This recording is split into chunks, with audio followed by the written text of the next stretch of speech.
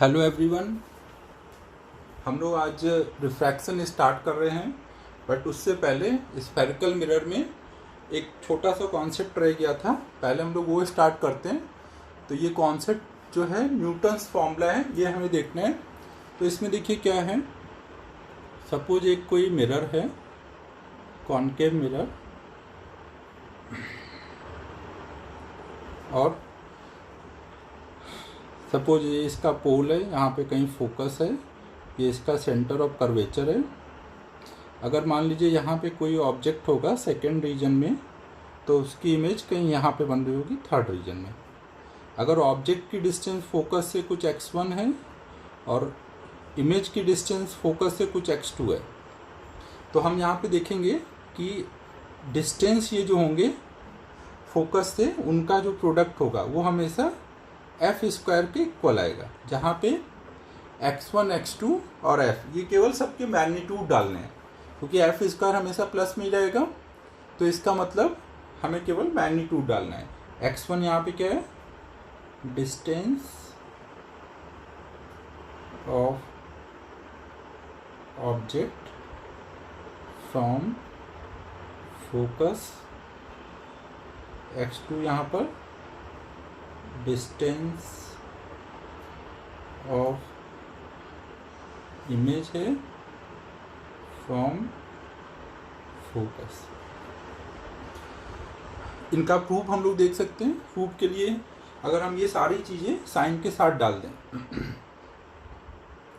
तो अगर हम ऑब्जेक्ट की डिस्टेंस देखें, मिरर फॉर्मूले में ये सारी वैल्यू हम डालेंगे, तो हम बोल सकते हैं u की वैल्यू कितनी होगी। देखिए ये डिस्टेंस x1 है और ये डिस्टेंस कुछ f है। फोकल लेंथ की वैल्यू कुछ मान लीजिए कि f है, तो u की वैल्यू आप कितनी बोलेंगे, x1 plus f with minus है।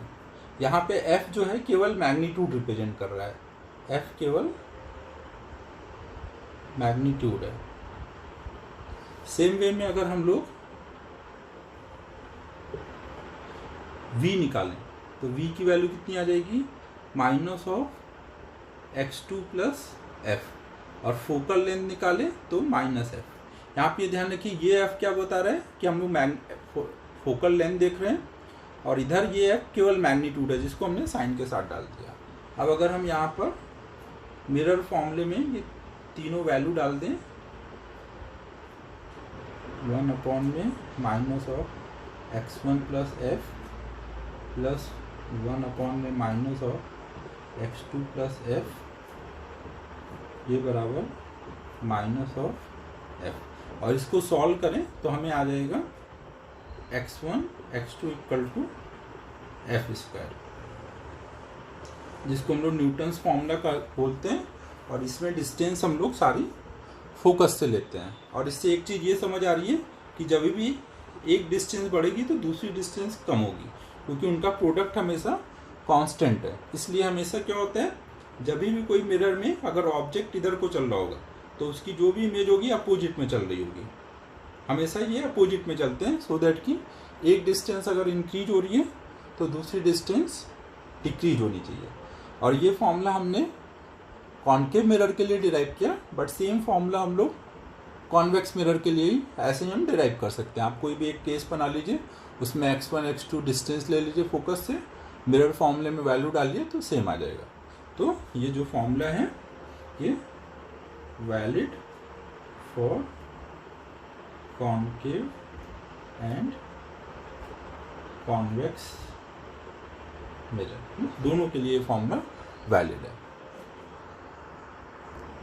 अब नेक्स्ट हम लोग रिफ्रैक्शन स्टार्ट कर रहे हैं।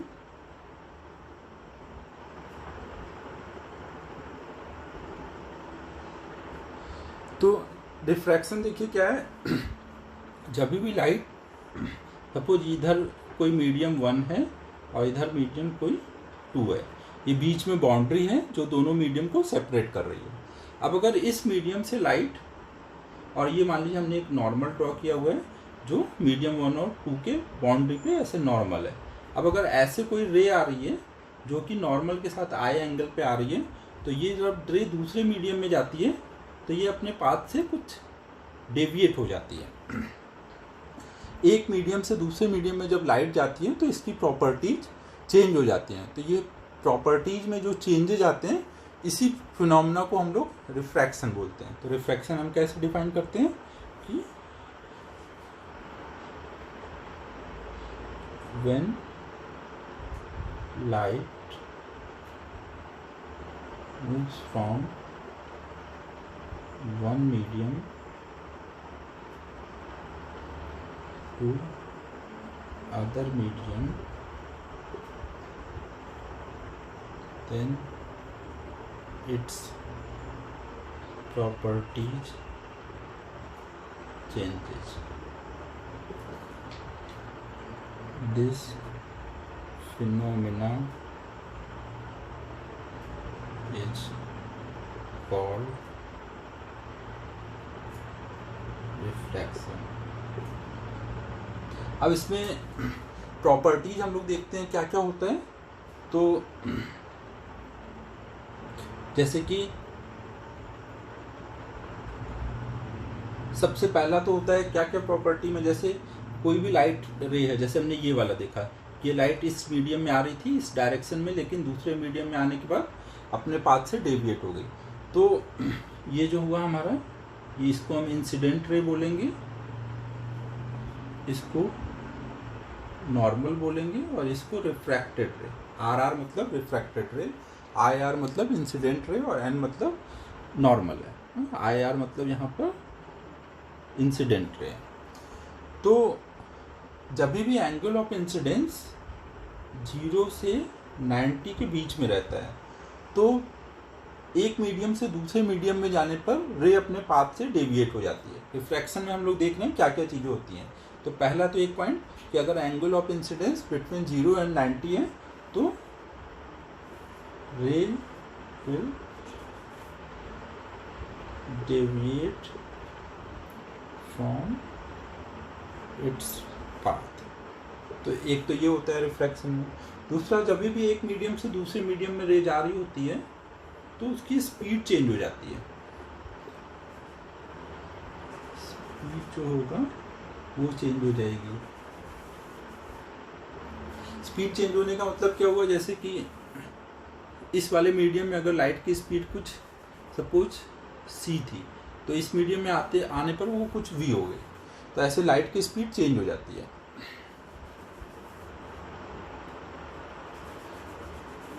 अब एक चीज हमें ध्यान रखना है कि लाइट का कभी भी फ्रीक्वेंसी चेंज नहीं होता। फ्रीक्वेंसी केवल सोर्स की प्रॉपर्टी होती है। आप किसी भी मीडियम में लाइट रे चली जाए, कभी भी उसकी फ्रीक्वेंसी चेंज नहीं होगी। तो ये हमें ध्यान रखना है। इसको हम लोग वेव चैप्टर में और समझेंगे फ्रीक्वेंसी के बारे में। अभी हमें ध्यान रखना है कि frequency will never change due to change in medium.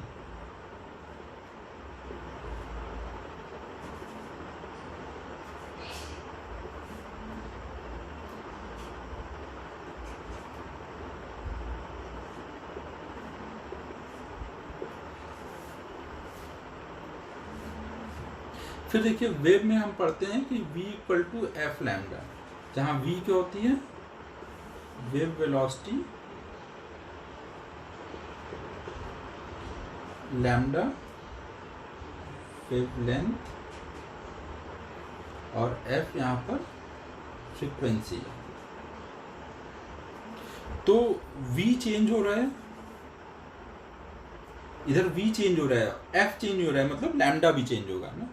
f हमेशा कांस्टेंट रहेगा, मीडियम चेंज होने पर चेंज नहीं होगा, लेकिन लैम्डा चेंज होगा।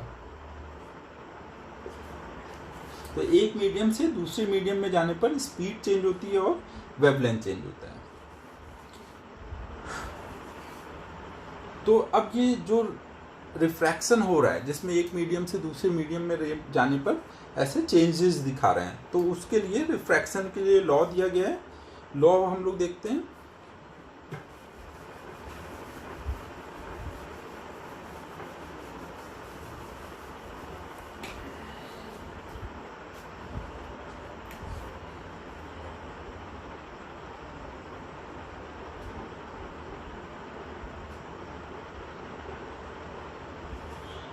तो देखिए ये लॉ ऑफ रिफ्रैक्शन क्या है, इसमें दो लॉ हैं। पहला कि जब भी कोई मीडियम में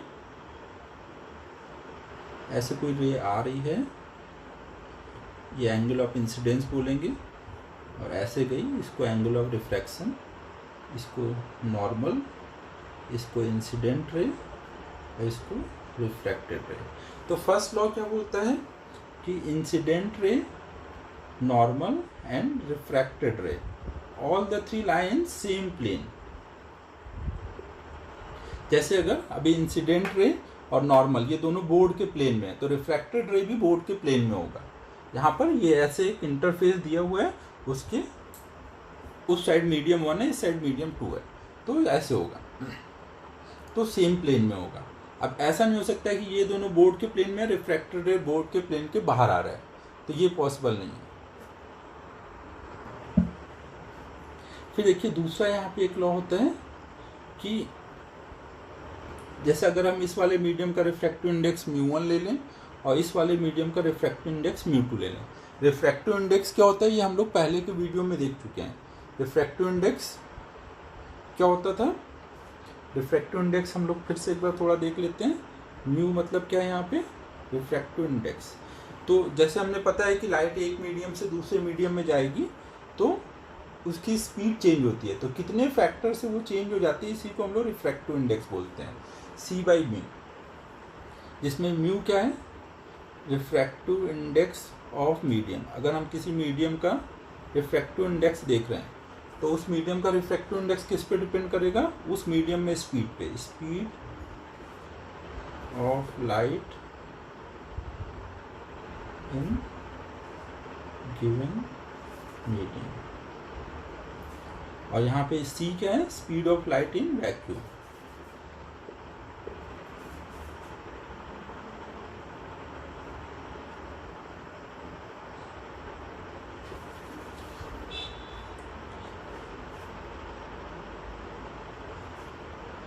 तो जो सेकेंड लॉ है, सेकेंड लॉ क्या बोलता है कि किसी भी मीडियम में अगर उस मीडियम का म्यू ले लें और उस मीडियम में नॉर्मल के साथ एंगल ले लें, उस मीडियम में नॉर्मल के साथ एंगल ले लें, तो उनका मल्टीप्लिकेशन हमेशा कांस्टेंट होगा।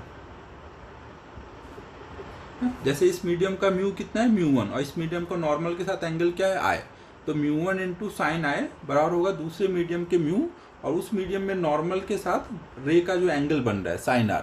तो हम बोल सकते हैं कि μ1 into sine I equal to होगा μ2 इंटू साइन R, जिसको हम लोग स्नेल्स लॉ भी बोलते हैं। तो इससे हम देखिए ये बोल सकते हैं sine I by sine R equal to μ2 by μ। तो हम ऐसे लिखते हैं, लेकिन याद आपको ये वाला रखना है, ये याद रखना इजी होता है कि किसी भी मीडियम का म्यू इंटू उस मीडियम में नॉर्मल के साथ एंगल का प्रोडक्ट हमेशा कांस्टेंट होगा। यहाँ पे देखिए μ2 बाई μ1 को हम ऐसे भी रिप्रेजेंट करते हैं, μ2 1, इसको हम बोलते हैं refractive index of second medium with respect to first medium, मतलब relative refractive index.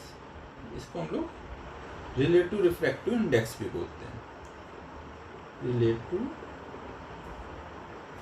Refractive index. Absolute refractive index को केवल म्यू से दिखाते हैं और ऐसे रिलेटिव को 1 μ2 जो पहले लिखा होता है उसके रिस्पेक्ट में निकाल रहे होते हैं, जो बाद में होता है उसका निकाल रहे होते हैं। बस 2 बाद में तो 2 वाले का निकालना है। तो रिफ्रैक्शन में हमें ये दो चीज़ें ध्यान रखनी है। फिर देखिए एक चीज़ और हम ध्यान रखेंगे कि कितने भी मीडियम आ जाए, ऐसे कई सारे मीडियम की बाउंड्री है, कोई रे मान लीजिए ऐसे आ रही है, यहाँ पे वो एंगल कुछ θ1 बना रहे हैं, फिर इधर गई तो θ2 बना रहा है, फिर यहाँ पे वो कुछ θ2, इधर कुछ θ3, फिर कुछ ऐसे गया θ4।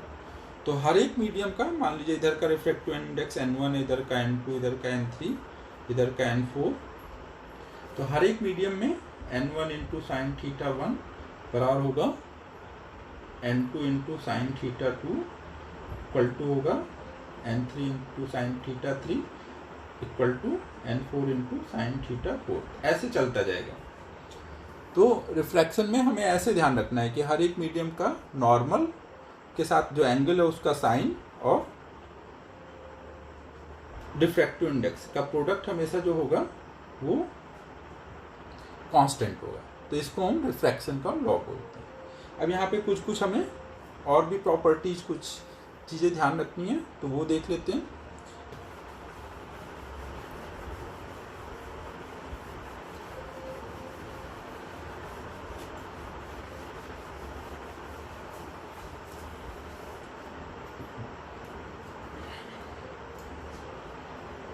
देखिए, अगर कभी एंगल ऑफ इंसिडेंस जीरो हो जाए तो वहाँ पे एंगल ऑफ रिफ्रैक्शन भी क्या आएगा, जीरो। मतलब अगर दो मीडियम है, मीडियम 1 और मीडियम 2, और रे ऐसे नॉर्मल आ रही है, अगर नॉर्मल रे आएगी तो वो सीधे नॉर्मल ही निकल जाएगी। तो यहाँ पे एंगल ऑफ इंसिडेंस जीरो है और एंगल ऑफ रिफ्रैक्शन जीरो है। रे अपने पाथ से डेविएट नहीं हो रही है, लेकिन क्या हम इसको रिफ्रैक्शन बोलेंगे या नहीं बोलेंगे? ये भी रिफ्रैक्शन है। प्रॉपर्टीज तो चेंज हुई है ना, स्पीड चेंज हुई, वेवलेंथ चेंज हुई, तो प्रॉपर्टी चेंज होना ये रिफ्रैक्शन है। कोई जरूरी नहीं है कि वो अपने पाथ से डेविएट ही हो ना। तो हम यहाँ पे बोलेंगे कि even if path is not changed but properties are changed, so this is also called refraction.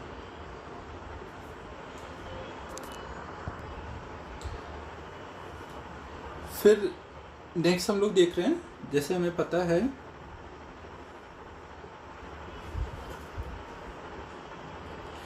कि म्यू इक्वल टू होता है सी बाई वी। तो आप किसी भी मीडियम में चले जाएंगे, उस मीडियम का जो म्यू होगा और उस मीडियम में जो स्पीड होगी उसका प्रोडक्ट सी के बराबर होगा। तो मतलब अगर हम एक मीडियम से दूसरे मीडियम में जा रहे हैं तो μ1 v1 बराबर होगा μ2 v2 के। सी जहाँ पे speed of light in vacuum है, तो हर एक मीडियम के लिए आप म्यू निकालेंगे तो सी बाई वी लगाएंगे, फिर वी को दूसरे साइड ले जाके म्यू इंटू वी की वैल्यू हर मीडियम के लिए सी के इक्वल होगी। तो हम बोल सकते हैं μ1 v1 हर एक मीडियम के लिए बराबर होगा μ2 v2 के। फिर नेक्स्ट v की जगह हम लोग क्या लिख सकते हैं, फ्रीक्वेंसी इंटू वेवलेंथ। फ्रीक्वेंसी हमें पता है चेंज नहीं होती, तो ये कट जाएगा। मतलब हम ऐसे भी लिख सकते हैं μ1 λ1 बराबर होगा μ2 λ2। ठीक है, क्लियर है सभी को? अब हम लोग एक इस पे बेसिक सा प्रॉब्लम करेंगे। अब देखिए, बेसिक से हम लोग प्रॉब्लम करने से पहले एक और कॉन्सेप्ट समझ लेते हैं कि अगर हमें पता है कि म्यू इंटू साइन थीटा, इसका मल्टीप्लिकेशन कांस्टेंट रखना है, तो इसका मतलब क्या हुआ कि अगर म्यू इंक्रीज होगा तो वहाँ पर थीटा कम होगा। मतलब मीडियम जितना ज़्यादा डेंस होता जाएगा, रे जो होगी वो नॉर्मल के उतना क्लोज जाएगी है? इसका मतलब क्या हुआ, जैसे कि दो मीडियम है, ये एक मीडियम है और ये एक मीडियम है, ये मान लीजिए μ1 है, ये μ2 है, और अगर μ2 इज ग्रेटर देन μ1 हुआ, अगर μ2 इज ग्रेटर देन μ1 होगा तो वहाँ पर म्यू बढ़ गया तो थीटा कम हो जाएगा, तो यहाँ पे जो आर होगा वो कम हो जाएगा। तो हमेशा ये ध्यान रखना है कि जब डेंस मीडियम में रे जाएगी, रेयरर टू डेंसर मीडियम में जब रे जाती है तो वो नॉर्मल की तरफ बेंड हो जाएगी, वहाँ पर R will be less than I आएगी। सेम वे में इसका उल्टा कि अगर इधर से आई एंगल पे आ रही है, इधर का मीडियम μ1 है, ये μ2 है, और μ1 इज ग्रेटर देन μ2, मतलब ऊपर डेंसर मीडियम है, नीचे रेयरर मीडियम है। अगर डेंसर टू रेयरर मीडियम में जा रहे होंगे तो रेयरर में जाने पर रेयरर में जान पे म्यू कम हो रहा है, अगर म्यू कम होगा तो थीटा बढ़ जाएगा, तो इस टाइम ये थीटा ज़्यादा आएगा, मतलब यहाँ पे आर ग्रेटर देन आई होगा। तो ये ध्यान रखना है कि रेयरर मीडियम में जाने पे नॉर्मल से अवे जाएगी रे, रेयरर मीडियम में जाने पर, इधर इस बार रेयरर मीडियम था, रेयरर मीडियम में जाने पर नॉर्मल से अवे जाएगी रे, और डेंसर मीडियम में जाने पर नॉर्मल की तरफ बेंड करेगी। अब इस पे हम लोग एक प्रॉब्लम करते हैं।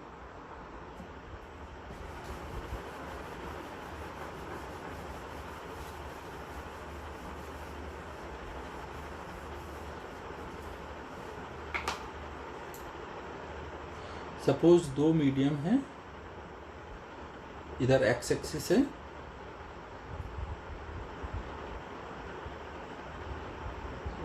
एक्स एक्सिस ऐसे बाहर को है, इधर वाई एक्सिस है, और ऊपर को जेड एक्सिस है। एक्स वाई जो होंगे दो मीडियम को अलग कर रहे हैं। एक्स वाई प्लेन के, एक्स वाई ये प्लेन है, ये वाई एक्स एक्सिस ऐसे बाहर को आ रहा है, ये एक्स एक्सिस, तो ये एक्स वाई वाला प्लेन है। इस प्लेन के उधर एक मीडियम है जिसका रिफ्रैक्टिव इंडेक्स कुछ है μ1 की वैल्यू √2, और इधर मीडियम है μ2 की वैल्यू √3 है। आपका जो बाउंड्री है वो ऐसे है, इसके उस साइड में दूसरा मीडियम है और इस साइड दूसरा मीडियम है। जेड एक्सिस जो है नॉर्मल है मीडियम पे, और इस पॉइंट पे ओरिजिन पे एक रे आ रही है जो कि इंसिडेंट रे का जो डायरेक्शन है वो ऐसे गिवन है, कुछ 8√3 आई कैप प्लस 6√3 जे कैप माइनस 10 के cap.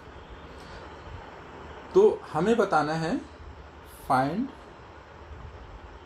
Unit vector in direction of refracted रे। ठीक है, सभी को क्लियर है प्रॉब्लम? ये ध्यान रखना है एक्स एक्सिस ऐसे बाहर को आ रहा है ना, तो एक्स वाई प्लेन है जो अलग कर रहा है दो मीडियम को, और जेड एक्सिस नॉर्मल है वहाँ पे। तो हमें यहाँ पर रिफ्रैक्टेड रे के लॉन्ग यूनिट वेक्टर फाइंड करना है। तो ये प्रॉब्लम अभी मैं आपको दे रहा हूँ, आप ट्राई कर लीजिए, नेक्स्ट वीडियो में इसका सोल्यूशन मैं डाल दूंगा। और अब हम लोग एक दूसरा क्वेश्चन स्टार्ट करते हैं। ये अच्छा क्वेश्चन है, आप आराम से सोचिए 1-2 दिन तक, फिर उसके बाद हम लोग देख लेंगे।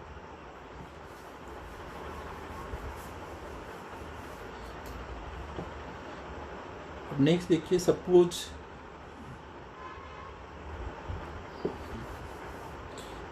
ये मीडियम 1 और मीडियम 2 दो मीडियम है, और ये उनका बाउंड्री है जो उनको अलग कर रहा है।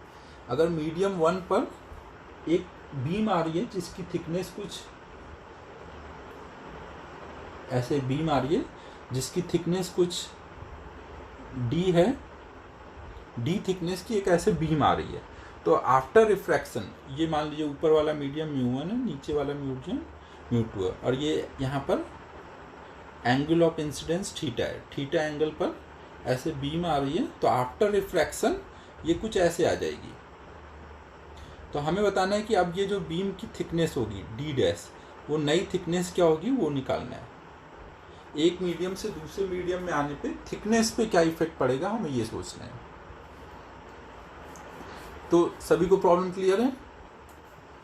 तो अब हम लोग इसको ट्राई कर लेते हैं। तो हम लोग अब इसको सॉल्व कर रहे हैं। सपोज ये कुछ पॉइंट ए है, ये पॉइंट बी है। थिकनेस हमेशा बीम की ध्यान रखिए, जो दो पैरेलल लाइंस आ रही हैं उनकी जो परपेंडिकुलर डायरेक्शन में जो लाइन होगी उस डायरेक्शन में हम थिकनेस देखते हैं। तो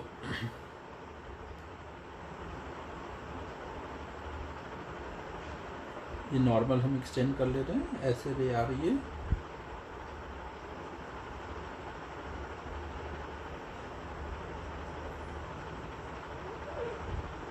ये ऐसे पैरेलल में रे आई। इसको पॉइंट ए बोल देते हैं, इसको बी बोल देते हैं। तो ऐसे अगर हम यहाँ से परपेंडिकुलर डालें, यहाँ पे कुछ हमने पी ले लिया और इधर परपेंडिकुलर डाला, ये कुछ आर ले लिया, इधर पॉइंट बी है। तो ए पी ऊपर वाले मीडियम में ए पी हमारी थिकनेस है, और दूसरे वाले मीडियम में देखेंगे तो बी आर ये थिकनेस होगी ना, ये जो बी आर होगा ये थिकनेस होगा। अभी ये ऐसे आ रही है तो इसके परपेंडिकुलर ये लिया गया है। अब देखिए ये परपेंडिकुलर है इस रे पर, ये थीटा है तो ये एंगल कितना आएगा 90 माइनस थीटा, ये 90 माइनस थीटा होगा तो ये एंगल कितना हो जाएगा, ये पूरा 90 है, ये नॉर्मल है ये वाली लाइन, तो ये थीटा आ जाएगा। अब अगर ये थीटा आएगा तो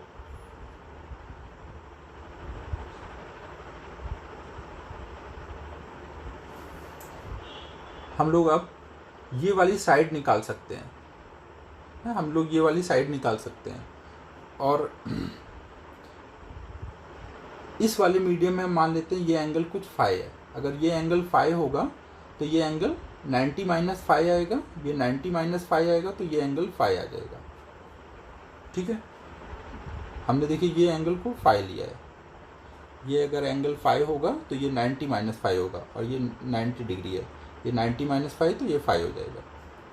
तो अब अगर हम लोग ट्रायंगल ए बी पी देखें, ट्रायंगल ए बी पी देखें तो उसमें ए बी देखिए ये 90 डिग्री है, ए बी हमारा हाइपोटेन्यूस है, तो हम लोग हमें ए पी पता है, डी पता है, तो उसका यूज़ करके हम ए बी निकाल सकते हैं। ये थीटा के, ये हमें हाइपोटेन्यूस निकालना है, हमें ए पी पता है, हम साइन थीटा इक्वल टू लगा देंगे डी अपॉन ए बी। तो ए बी हम यहाँ से क्या बोल सकते हैं, D upon sine theta. Same way में अगर हम ट्रायंगल ए बी आर में देखें, ए बी आर में देखें तो इसमें देखिए क्या हो रहा होगा, अगर ये एंगल देखिए फाई है, ये एंगल हमारा फाई है और ये डी डैश है, तो यहाँ पे हम क्या लगा सकते हैं, cos phi equal to D dash upon में ए बी। तो यहाँ से हम बोल सकते हैं A B is D dash upon cos phi. और अगर हम इक्वेशन 1 से ए बी की वैल्यू इक्वेशन 2 में डाल दें तो इससे हम क्या बोल सकते हैं, तो इससे हम बोल सकते हैं कि D dash equal to D sine theta into cos phi.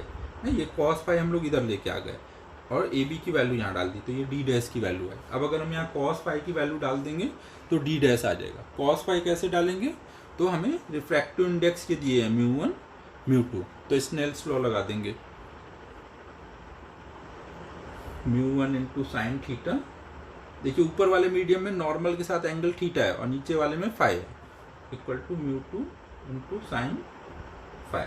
तो हम बोल सकते हैं यहाँ से sine phi is μ1 sine theta upon μ2। अब ये वाली वैल्यू हम यहाँ डाल देंगे तो हमें डी डैश आ जाएगा D by sine theta into √1 minus sine square phi. हमें यहाँ कॉस फाई चाहिए तो ये हो जाएगा μ1 square sine square theta upon μ2 square. तो ये हमें डी डैश की वैल्यू मिल गई।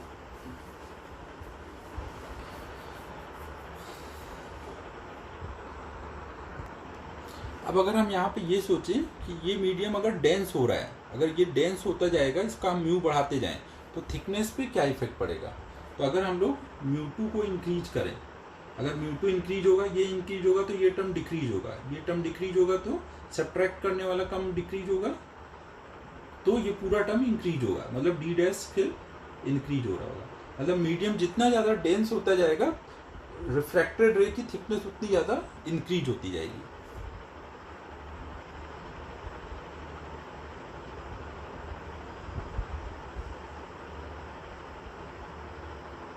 तो इन डेंसर मीडियम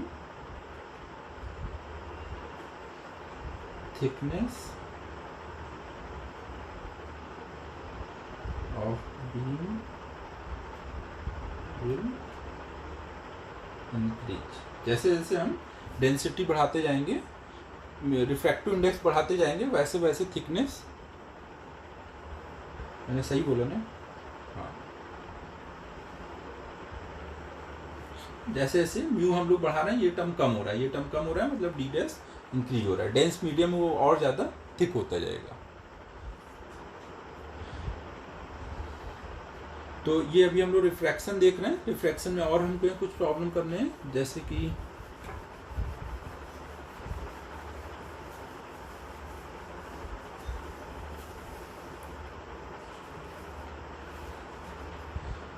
सपोज हमने दो मीडियम ले लिया, मीडियम 1, मीडियम 2,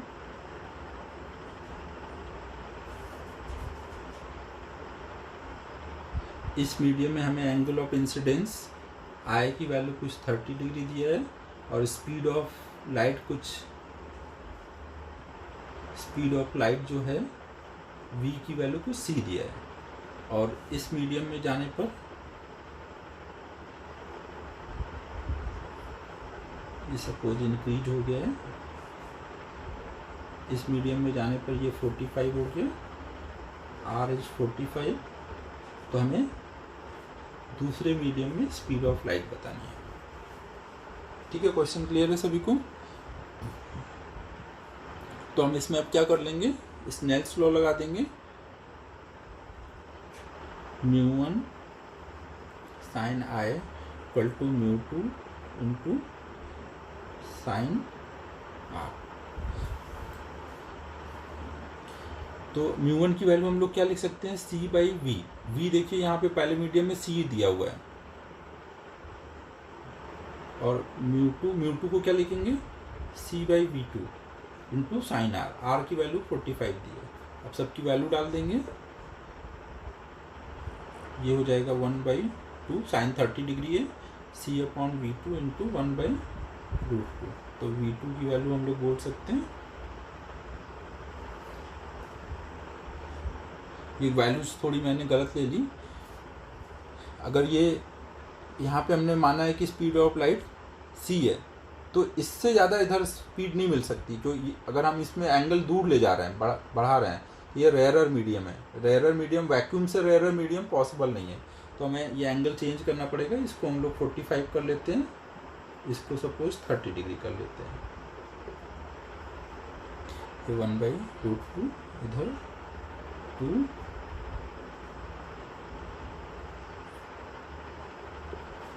तो v2 इक्वल टू आ जाएगा c/√2। एक चीज़ हमें ध्यान रखना है, कुछ रिफ्रैक्टिव इंडेक्स जनरल हमें ध्यान रखने होते हैं, अक्सर हमें वो प्रॉब्लम सॉल्विंग में यूज होते हैं। जैसे मान लीजिए refractive index of vacuum, vacuum में तो c/c 1 आ जाएगा। Refractive index of air, air जो होता है लगभग हम उसका 1 मानते हैं, 1 से थोड़ा सा ज़्यादा होता है बट 1 मानते हैं। रिफ्रैक्टिव इंडेक्स ऑफ वाटर, हम लोग इसकी एवरेज वैल्यू कुछ 4/3 लेते हैं हमेशा। और रिफ्रैक्टिव इंडेक्स ऑफ ग्लास, ये अलग अलग ग्लास के लिए अलग अलग होता है, बट कुछ नहीं दिया रहेगा, नॉर्मली तो हम लोग 3/2 लेंगे। और एक चीज़ और ये ध्यान रखना है कि जो भी हमने स्नेल्स लॉ पढ़ा हुआ है, लॉ ऑफ रिफ्रैक्शन पढ़ा है, उसमें वो कोई एक पर्टिकुलर वेवलेंथ के लिए बात हो रही है, अलग अलग वेवलेंथ के लिए चीज़ें चेंज करती हैं। तो हम एक टाइम पर एक वेवलेंथ की लाइट पे फोकस कर रहे हैं। अगर कोई यहाँ पे एक लाइट आ रही है जिसकी वेवलेंथ कुछ λ1 है, तो वो इधर आके कुछ λ2 हो गई, उसका हमने I देखा, R देखा, और हमने ये देख लिया कि μ1 λ1 बराबर होगा μ2 λ2। ऐसा नहीं है कि यहाँ से एक साथ हमने 2-3 वेवलेंथ की लाइट भेजी और फिर उनका देख रहे हैं क्या है, ऐसा नहीं। एक पर्टिकुलर वेवलेंथ की लाइट आ रही है तो उसका क्या हो रहा है, हम उसके ऊपर अभी फोकस कर रहे हैं। हम आगे देखेंगे कि एक वाइट लाइट आएगी, वो मिक्सचर ऑफ 7 कलर होगी, फिर वो रिफ्रैक्ट होगी, तो वो सब भी आपस में डिस्पर्स हो जाएंगे, तो वो सब भी अलग चीज़ें होंगी। अभी हम एट ए टाइम एक वेवलेंथ की लाइट आ रही है तो उसका क्या चेंजेज आ रहा है, वो कैसे डेविएट हो रही है, ये देखते हैं। फिर देखिए यहाँ रिफ्रैक्शन में डेविएशन वाला कॉन्सेप्ट भी रहेगा, जैसे हमने रिफ्लेक्शन के टाइम में देखा था।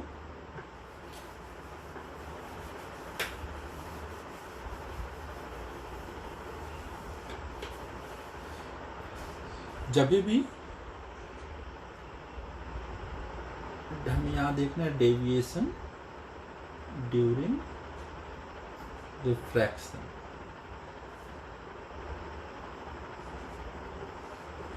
तो जैसे हमें पता है कि अगर दो मीडियम है, ये नॉर्मल है, ऐसे कोई रे आ रही है और मान लीजिए ऐसे गई, ये मीडियम μ1 है, ये मीडियम μ2 है, तो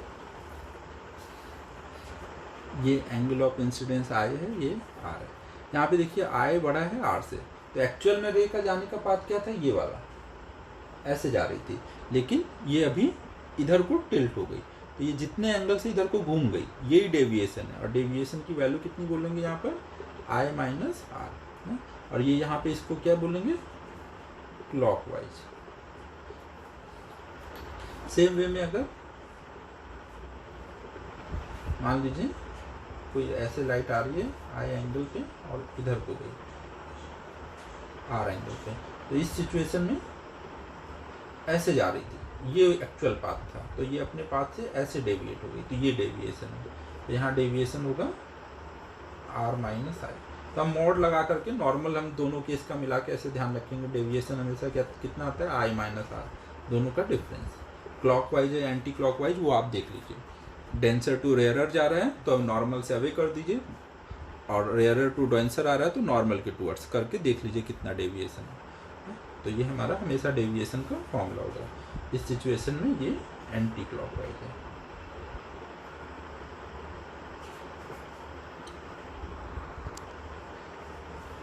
फिर हम लोग अब एक और प्रॉब्लम कर रहे हैं रिफ्रैक्शन पे, फिर इसके बाद हम लोग इमेज फॉर्मेशन वगैरह देखेंगे। अभी देखिए हम जो भी रिफ्रैक्शन देख रहे हैं वो सब प्लेन सरफेस से रिफ्रैक्शन देख रहे हैं। प्लेन सरफेस से रिफ्रैक्शन के साथ बाद हम लोग कर्व्ड सरफेस से रिफ्रैक्शन देखेंगे, तो तब तक अभी आप केवल प्लेन सरफेस वाले पे ही फोकस करिए। तो अब नेक्स्ट हम लोग देख रहे हैं, जैसे कि मान लीजिए कोई एक कंटेनर है,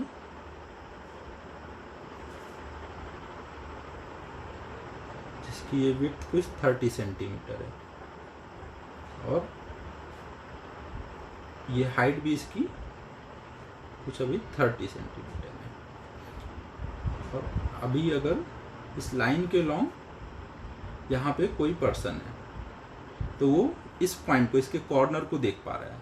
तो हमें बताना है कि अगर हम यहाँ पर एक पॉइंट P ले लें, इसको अगर हम A बोल दें, इसको B बोल दें, इसको C बोल दें, तो पॉइंट P, A से P की डिस्टेंस कुछ 10 सेंटीमीटर है। तो अगर हमें पॉइंट P को देखना है तो इसमें हमें कितने हाइट तक वाटर भरना पड़ेगा, वाटर का रिफ्रैक्टिव इंडेक्स 4/3 लेना है ना। तो हमारा क्वेश्चन क्या है कि if person wants to see point P, then what should be height of water in container। ठीक है, सभी को क्लियर है क्या है प्रॉब्लम?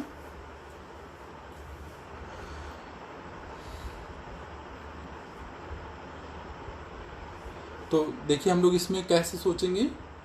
हम लोग यहाँ पर हमें ये सोचना है कि जब पॉइंट P से निकलने वाली लाइट अगर इस लाइन के लॉन्ग आ जाएगी आफ्टर रिफ्रैक्शन तो पर्सन देख पाएगा। तो मतलब हमें कुछ इतना वाटर भर देना है कि यहाँ से चलने वाली लाइट आफ्टर रिफ्रैक्शन इस लाइन के लॉन्ग हो जाए। ठीक है, क्लियर है क्वेश्चन सभी को?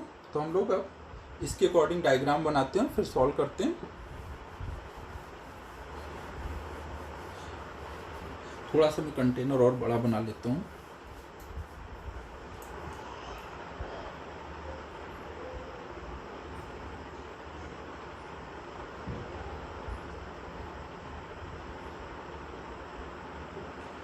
पॉइंट P कहीं यहाँ पे लिया हुआ है, तो पॉइंट P से निकलने वाली रे आफ्टर रिफ्रैक्शन अगर इस लाइन के लॉन्ग आ गई तो जाकर के हमें वो दिख पाएगा। ये हम मान लेते हैं ये मिड पॉइंट है कंटेनर का, इसको हमने कुछ B बोला हुआ था, इसको कुछ शायद B बोला था, नेमिंग चेंज कर रहा हूँ, पता नहीं मुझे याद नहीं, ये कुछ C बोला था। तो यहाँ तक वाटर कुछ हमने मान लीजिए भर रखा है एच हाइट तक।